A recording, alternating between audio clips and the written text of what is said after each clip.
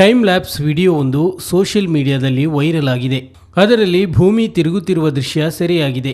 August 2022ರಲ್ಲಿ ದಕ್ಷಿಣ ಫ್ರಾನ್ಸ್ನ ಕಾಸ್ಮೋಡ್ರೋಮ್ ಅಬ್ಸರ್ವೇಟರಿಯಲ್ಲಿ ತೆಗೆದ ಈ ವಿಡಿಯೋ ಈಗ ವೈರಲ್ ಆಗುತ್ತಿದೆ.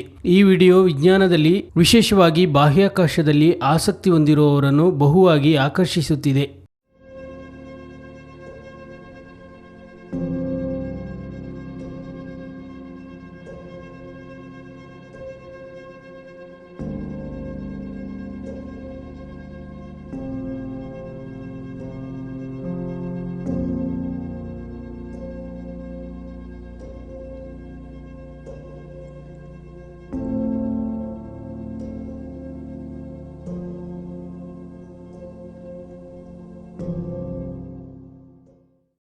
ಟೈಮ್ ಲ್ಯಾಪ್ಸ್ ಎಂಬ ವಿಡಿಯೋ ಸೆರೆಹಿಡಿಯುವ ತಂತ್ರದಲ್ಲಿ ಸ್ಲೋ ಮೋಷನ್ ಫೋಟೋಗಳನ್ನು ತೆಗೆದು ಪ್ಲೇಬ್ಯಾಕ್ ಮಾಡಲಾಗುತ್ತದೆ. ಸಸ್ಯಗಳು ಬೆಳೆಯುವುದು ಅಥವಾ ಹವಾಮಾನ ಬದಲಾವಣೆಯಂತಹ ಪ್ರಕ್ರಿಯೆಗಳನ್ನು ತೋರಿಸಲು ಈ ತಂತ್ರವನ್ನು ಬಳಸಲಾಗುತ್ತದೆ. ಭೂಮಿಯ ಬೆಳಕಿನಿಂದಾಗಿ ಈ ವಿಡಿಯೋದಲ್ಲಿ ಕ್ಷೀರಪಥವು ಗೋಚರಿಸುವುದಿಲ್ಲ.